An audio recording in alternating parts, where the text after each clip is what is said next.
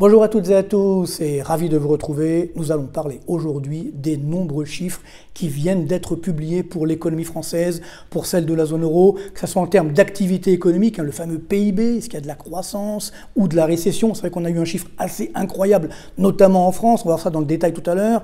Ensuite, quid de l'inflation, quid également de la dette publique, donc des chiffres qui viennent d'être publiés et qui sont extrêmement importants pour notre quotidien, pour notre avenir. Donc cette question est essentielle, récession, inflation et dette publique. Où vont la France et la zone euro? On va essayer d'y répondre, bien entendu. On terminera, comme d'habitude, avec une bonne nouvelle, enfin une relative bonne nouvelle. C'est une bonne nouvelle pour certains et pas forcément pour d'autres. On verra ça tout à l'heure. Mais tout de suite, on va commencer avec ce chiffre incroyable qui vient de sortir.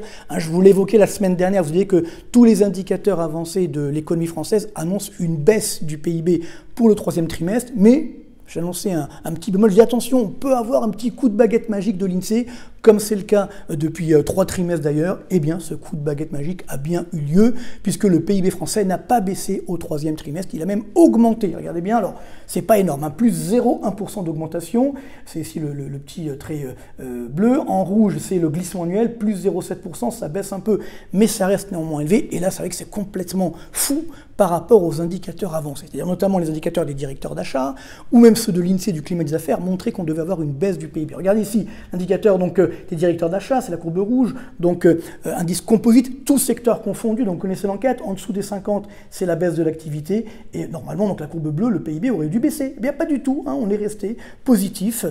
Idem sur le front de la consommation, c'est encore complètement fou, puisque la consommation a augmenté, tenez-vous bien, au troisième trimestre, de 0,7%, pourtant, regardez bien la courbe rouge, indice INSEE de perspective d'achat des ménages. Vous voyez, donc ça baisse depuis déjà plusieurs trimestres, mais ça s'est accéléré ces derniers trimestres, et pourtant, non seulement ça ne baisse pas la consommation, mais même ça augmente. Donc on a quand même un petit problème, il faut être honnête, encore une fois, on se doit de dire la vérité. Donc on ne comprend pas tout simplement, alors peut-être que les chiffres sont tout à fait vrais, certainement d'ailleurs, mais comment cela est-il possible? Alors si on regarde le détail des chiffres maintenant, vous allez voir que là aussi, ça défie complètement l'entendement. Alors d'abord, on revient sur la croissance globale. Donc je vous rappelle ce chiffre, 0,1%. Alors attention, c'est hors inflation, c'est-à-dire que si on met l'inflation, c'est beaucoup plus, on est autour des 0,6, 0,7%. Donc quand on parle de croissance, c'est toujours donc hors inflation, donc ce 0,1% donc intègre justement l'augmentation des prix. Parce que certains pourraient dire, oui, mais c'est normal, c'est l'inflation. Non, pas du tout, on a bien cette hausse hors inflation. Et là, on vient de le voir, indicateur avancé, qui nous montrait une baisse de l'ordre de 0,4% du PIB sur le trimestre, on fait plus 0,1. Problème.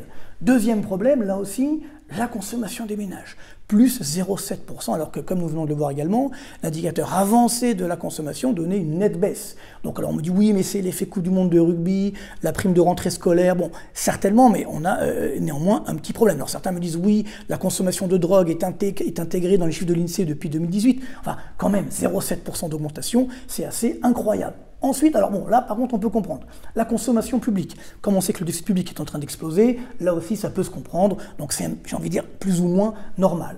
Mais par contre, autre anomalie, l'investissement des entreprises. C'est-à-dire que nous avons une explosion des défaillances d'entreprises, on en parle souvent ici même, les taux d'intérêt qui augmentent, les entreprises elles-mêmes le disent dans les enquêtes, qu'elles ont du mal à trouver des nouveaux crédits, donc à investir. Pourtant, investissement des entreprises, plus 1,5% sur le troisième trimestre. Investissement, logement des ménages. Là aussi, on a une crise immobilière, la construction qui s'effondre, tous les chiffres le montrent, mais non, l'INSEE nous dit que l'investissement dans le logement des ménages a augmenté de 0,1%. C'est pas énorme, mais c'est quand même une augmentation. Mais que ça tranche encore une fois avec la réalité. On a l'impression d'être dans deux mondes parallèles.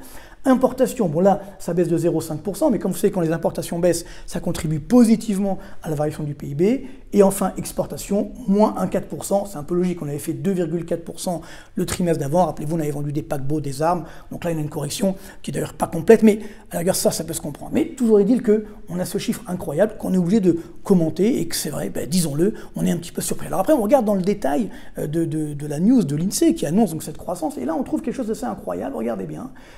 Donc sur la consommation des ménages, l'INSEE nous dit que la méthodologie a été révisée et donc il faut regarder dans la publication de consommation des ménages en bien de septembre 2023. Donc, et on regarde évidemment, et là regardez bien, c'est assez incroyable. Donc on dit que la consommation de produits alimentaires a été complètement révisée à la hausse et que même la baisse des mois précédents, des trimestres précédents, a été diminuée d'environ 1/3. Alors je ne sais pas comment on a fait, on a peut-être changé de chiffre, d'indicateur, mais encore une fois, on a l'impression qu'on est en train de changer la boussole parce que le chiffre ne nous va pas, entre guillemets. Donc c'est vrai que c'est un petit peu surprenant. Alors, pour tout vous dire, donc j'avais annoncé la semaine dernière, ici même, qu'il y avait ce risque de chiffres un petit peu anormaux de l'INSEE, ce qu'on vit aujourd'hui. Et l'INSEE m'a répondu sur Twitter. Alors voilà, bon, regardez dans le détail, elle m'a envoyé trois messages en disant, voilà, attention, l'indépendance de l'INSEE est garantie par la loi du 7 juin 1951. J'ai envie de dire encore heureux, mais ça c'était donc avant que les chiffres soient publiés. Ah bon, tout ça pour dire que ça fait un petit peu bizarre, et toujours est-il que on ne peut pas éviter l'inévitable. Si les chiffres sont un petit peu gonflés aujourd'hui, tôt ou tard, on aura une baisse du PIB, parce que justement l'INSEE est indépendante, donc elle doit nous donner les vrais chiffres, et quand on voit les indicateurs avancés, de l'INSEE également d'ailleurs, on voit bien que le PIB va fortement baisser, donc c'était pas au 3e trimestre, ça sera forcément au 4e trimestre 2023, mais bon, tout ça pour retarder un petit peu l'échéance, mais on se rend bien compte que quand on parle qu'on a des graphiques sans trucage, encore faut dire que les chiffres qu'on commente soient eux-mêmes réalisés sans trucage, donc, et malheureusement c'est pas forcément le cas, mais toujours est-il, encore une fois, la vérité finira toujours par l'emporter. Donc ça, c'est pour la France aujourd'hui des chiffres donc, qui ne sont d'ailleurs pas mirobolants, mais qui sont quand même surprenants. La baisse du PIB arrivera inévitablement donc, au 4e trimestre 2023. Si maintenant on regarde les autres pays de la zone euro, notamment l'Allemagne, là ils n'ont pas dû trouver les mêmes statisticiens que l'INSEE. David Copperfield n'était pas disponible peut-être, et donc là le PIB allemand baisse quand même. On est donc à moins 0,1% sur un trimestre, moins 0,3% en glissement annuel. Au niveau de la zone euro, idem, on a aussi une baisse du PIB de 0,1%. En glissement annuel, on est seulement envoyé à 0,1% d'augmentation. Donc la récession est bien en train de revenir, que ce soit donc en Allemagne ou dans la zone euro, puisque si on voit les indicateurs avancés, la baisse du PIB sera encore là au 4e trimestre 2023. Donc 2 trimestres consécutifs de baisse du PIB, ça s'appelle effectivement une récession. Donc voilà pour la situation de la zone euro au sens large, mais on a également eu d'autres chiffres, en particulier sur la dette publique harmonisée qui viennent d'être publiées.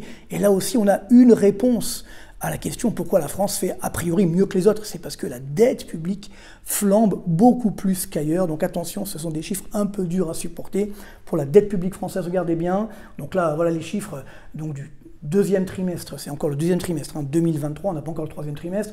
Donc harmonisé au niveau donc, Eurostat, 3 047 milliards d'euros pour la France, 2 849 pour l'Italie, 2 585 milliards, bien sûr, pour l'Allemagne. La France est donc loin devant. Alors vous allez me dire, oui, mais bon, est-ce que ça a vraiment augmenté plus qu'ailleurs? Eh bien oui, parce que des fois on me dit, non, ça augmente moins en France qu'ailleurs. Eh bien non, pas du tout. Regardez bien, depuis 2012, la dette publique française a augmenté, donc jusqu'au 2e trimestre 2023, de 63,4% contre 40,9% d'augmentation en Italie et 19,1% en Allemagne. Vous voyez bien, par rapport à la France, c'est du simple au triple entre la France et l'Allemagne. On va dire, oui, mais là, c'est pas normal, vous prenez depuis 2012, comme par hasard, c'était François Hollande, j'ai eu souvent cette remarque. Alors, on va regarder sur toutes les périodes. On va commencer, depuis 2000. Est-ce que la France est numéro 1? Oui, la France est numéro 1. Depuis 2000, la dette publique française a augmenté, regardez bien, de 260%.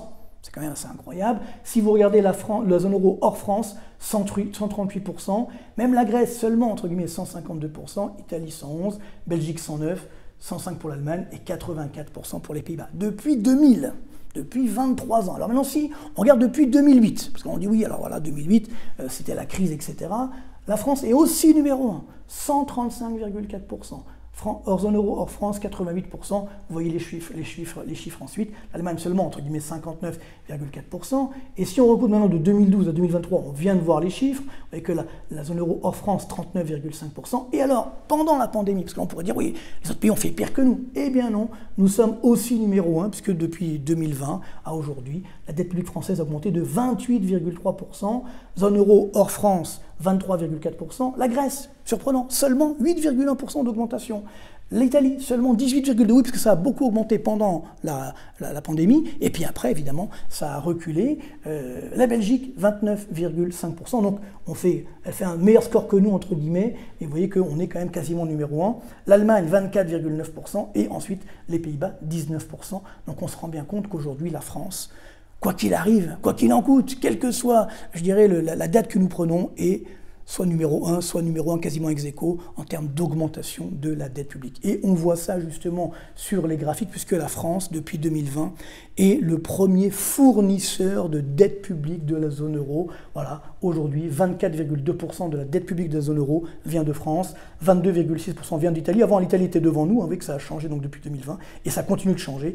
L'Allemagne, 20,5%. Je vous ai fait un petit camembert pour vous le montrer. On retrouve la France, 24,2%, l'Italie, 22,6%, l'Allemagne, plus de 20%, l'Espagne, 12,4%, Belgique, 4,8%, et les autres pays, 15,5%. Si on regarde maintenant en pourcentage du PIB, ben là, regardez bien, eh bien, la France est dans le top 3. Alors on a numéro 1 toujours la Grèce, on était à plus de 200%, ils sont à 166%, l'Italie 142%, et nous donc 111,9%. La France est dans le top 3, devant l'Espagne, devant le Portugal, devant la Belgique, en termes donc de dette publique par rapport au PIB. Si on regarde, on coupe ce graphique en deux, on regarde les pays où il y a une dette publique inférieure à 70%, eh bien ça existe, c'est possible de réduire, de limiter sa dette publique. On voit notamment effectivement la Suède, le Danemark, l'Irlande, les Pays-Bas, l'Allemagne également, vous voyez, on a 64,6%, les derniers chiffres effectivement d'Eurostat, et puis après il y a les mauvais élèves malheureusement, dont nous faisons partie comme on vient de le voir. Donc on retrouve Grèce, Italie, France, ensuite l'Espagne, le Portugal, la Belgique. Alors ce qui est intéressant de voir, c'est que la France, là aussi, si on regarde par rapport au PIB, parce que c'est là qu'est tout le problème, vous voyez qu'on peut passer au-delà des 115%, là on est autour des 112%, alors que la zone euro s'abaisse évidemment et l'Allemagne reste à 64,6%. Si on regarde maintenant par rapport à un pays comme le Portugal, où justement la dette publique était bien plus élevée qu'en France, et c'est la courbe verte ici, donc c'est le ratio dette publique par rapport au PIB. Nous, la France est toujours en rouge, on était au Portugal largement devant nous, ça s'est même accéléré pendant le coronavirus, et aujourd'hui, regardez bien, les Portugais ont fait des efforts, et donc la dette publique portugaise en pourcentage du PIB est en deçà de celle de la France, y compris pour celle de la Belgique, qui elle aussi était largement au-dessus de la France. Donc on se rend bien compte qu'il y a des pays qui ont fait des efforts. Donc c'est possible de réduire sa dette publique par rapport au PIB, de la réduire nettement. Et nous, malheureusement, nous n'avons pas fait d'efforts. Et donc finalement, on a cette dette publique qui continue de croître. Et surtout, le problème, c'est qu'elle ne génère pas beaucoup d'activité économique. C'est bien ça qui est le problème. Si d'ailleurs ma dette publique augmente, mais j'ai une croissance très forte, bien non, on le voit bien, la croissance, elle résiste grâce à la dette publique, mais elle n'est pas non plus mirobolante. Ce qui veut dire que je remonte ce graphique, on n'a pas encore les chiffres du troisième trimestre pour la dette publique, mais juste au deuxième trimestre, vous voyez, pendant la pandémie, donc de 2020 au deuxième trimestre 2023, dette publique plus 672 milliards d'euros en France, plus 286 milliards pour le PIB avec l'inflation, donc il manque quasiment 400 milliards. Si on regarde depuis 2017, plus 771,1 milliards pour la dette publique, plus 468 milliards d'augmentation pour le PIB avec l'inflation. Donc c'est durable, c'est devenu une sorte de cocaïne, entre guillemets, où justement on est shooté, accro à cette dette publique, et donc on ne peut plus avoir une croissance forte sans dette publique. Le problème, c'est que cette dette publique qui augmente, maintenant que les taux d'intérêt augmentent, elle coûte de plus en plus cher, et donc ça veut dire que ça va faire augmenter encore les taux d'intérêt et donc casser l'activité économique. Alors, pour terminer, un dernier petit point sur la dette publique. C'est vrai qu'on a un pays qui fait pire que nous, entre guillemets, ce sont les États-Unis. Là-bas, on est à 123% du PIB, 113% donc pour la France, 10 points d'écart d'ici la fin 2023. C'est vrai que c'est beaucoup, mais les États-Unis, en revanche, c'est toujours le dollar qui leur permet, qui les protège, entre guillemets, parce que quand ils font de la planche à billets, c'est le monde entier qui finance cette planche à billets. Et parallèlement, ils ont un peu plus de croissance que nous. Les chiffres, là aussi, viennent de sortir. Bon, alors là, est-ce qu'ils sont vrais? C'est tout le problème, mais bon, toujours est-il, on doit prendre ce qu'on a.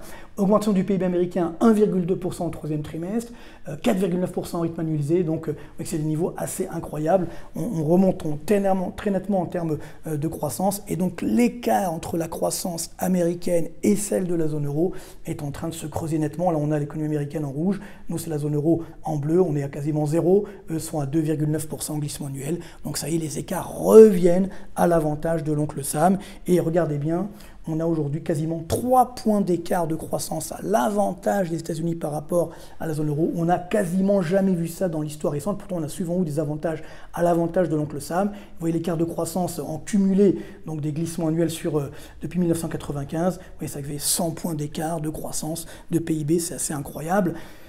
Et donc, ce qui veut dire que l'euro, là aussi, va devoir repartir à la baisse, parce qu'on a une croissance américaine qui est supérieure à celle de la zone euro. Et donc, ce qui veut dire que, attention, prudence sur l'euro par rapport au dollar. On en reparlera dans d'autres chroniques. Alors, je termine, comme promis, avec cette fameuse bonne nouvelle. La bonne nouvelle, c'est sur l'inflation. C'est vrai que l'inflation dans la zone euro est tombée à 2,9% au mois d'octobre. Vous voyez, on l'avait plus ou moins annoncé, c'est vrai, mais là, 2,9, c'est pas mal. Donc, un plus bas depuis juillet 2021. Il y a évidemment un effet de correction. Par contre, dans cette bonne nouvelle, il y a une moins bonne nouvelle, même une mauvaise nouvelle pour nous. nous les Français, c'est qu'effectivement, eh bien, nous sommes de plus en plus parmi les pays dans lesquels il y a de plus d'inflation dans la zone euro. Vous voyez, rappelez-vous, il y avait des graphiques, on était au début du graphique, donc là c'est l'ensemble des pays de la zone euro en termes d'inflation. On voit quand même, on a de la déflation aujourd'hui, que ce soit en Belgique ou aux Pays-Bas, hein, on a une baisse des prix, il y a même l'Italie 1,9%, donc la zone euro on vient de le voir, on est à 2,9% et nous donc 4,5% au niveau Eurostat, parce que pour l'INSEE elle annonce 4, Eurostat nous annonce 4,5%, vous voyez qu'il ne manque plus que l'Autriche, Estonie, Slovénie, Croatie et Slovaquie, sinon nous sommes en dehors de ces pays-là numéro 1, donc on se rend bien compte qu'il y a ce problème d'inflation qui est toujours là. Donc voilà ce qu'on pouvait dire sur tous ces chiffres. En termes d'inflation, de dette publique et de croissance, on ne peut pas éviter l'inévitable. Comptez sur nous pour continuer à vous dire la vérité des chiffres, encore une fois. Et malheureusement, je ne dis pas ça de gaieté de cœur, c'est simplement pour qu'on prenne enfin les bonnes mesures, qu'on arrête cette cocaïne de la dette publique et qu'on ait une croissance qui soit dynamique par elle-même, entre guillemets, au travers de l'investissement, de la consommation, avec, je dirais également, un chômage qui repartira à la baisse, parce que là, il va augmenter de nouveau dans les prochains trimestres. Voilà, il faut faire avec, il faut regarder la réalité en face, en espérant qu'on pourra repartir sur des bases plus saines, mais en tout cas, en ce moment, avec cette dette publique qui continue de flamber, ça devient extrêmement inquiétant. Portez-vous bien malgré tout, bonne continuation, merci pour votre fidélité, pour vos likes, pour vos abonnements, continuez, c'est formidable, on a dépassé donc les 110 000 abonnés, ça doit continuer bien entendu. Merci encore à toutes et à tous, bonne continuation encore une fois, et à très bientôt.